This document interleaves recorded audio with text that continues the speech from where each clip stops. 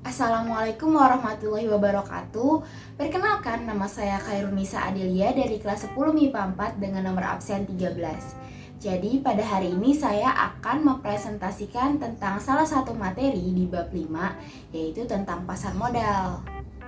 Nah, untuk pengertian pasar modal sendiri, menurut Undang-Undang Pasar Modal nomor 8, pengertian pasar modal adalah kegiatan yang bersangkutan dengan penawaran umum dan perdagangan efek, serta lembaga dan profesi yang bersangkutan dengan efek.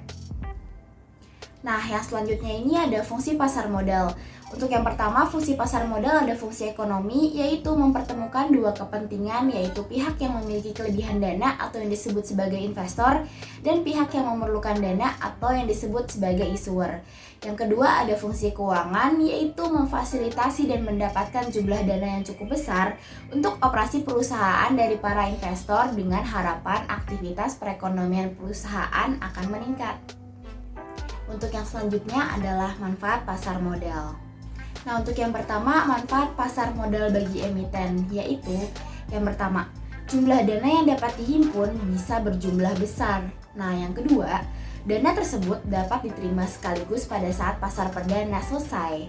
Dan yang terakhir atau yang ketiga, solvabilitas perusahaan tinggi sehingga memperbaiki citra perusahaan. Untuk yang kedua ada manfaat pasar modal bagi investor, yaitu yang pertama, nilai investasi berkembang mengikuti pertumbuhan ekonomi. Nah, peningkatan ini tercermin pada meningkatnya harga saham yang menjadi capital gain. Nah, untuk yang kedua ini ada memperoleh dividen bagi yang memiliki saham dan mendapatkan bunga tetap atau bunga mengambang bagi yang memiliki obligasi. Dan yang ketiga atau yang terakhir, memperoleh hak suara dalam rapat umum pemegang saham atau RUPS bagi pemegang saham dan mempunyai hak suara dalam saham rapat umum pemegang obligasi atau RUPO bagi pemegang obligasi. Dan manfaat pasar modal yang terakhir atau yang ketiga bagi pemerintah adalah yang pertama, menuju ke arah profesional di dalam memberikan pelayanannya sesuai dengan bidang tugas masing-masing. Yang kedua, sebagai pembentuk harga dalam bursa paralel. Dan yang terakhir atau yang ketiga, semakin bervariasinya jenis lembaga penunjang. Kemudian lanjut kepada produk-produk pasar modal. Nah, produk pasar modal yang pertama itu adalah saham. Saham sendiri merupakan sertifikat yang menunjukkan bukti kepemilikan atau tanda penyertaan modal seseorang atau badan atas suatu perusahaan tertentu. Yang kedua ini ada obligasi.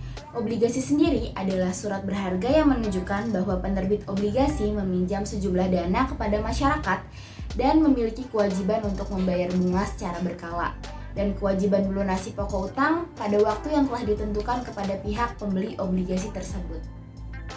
Nah, produk-produk pasar modal yang terakhir atau yang ketiga ini adalah reksadana.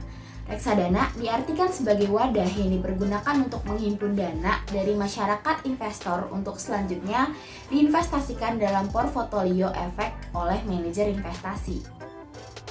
Saya rasa cukup sekian presentasi dari saya hari ini mengenai salah satu materi di bab 5 yaitu tentang pasar modal. Saya mohon maaf apabila ada kekurangan. Wabillahi taufiq walhidayah. Wassalamualaikum warahmatullahi wabarakatuh. Terima kasih.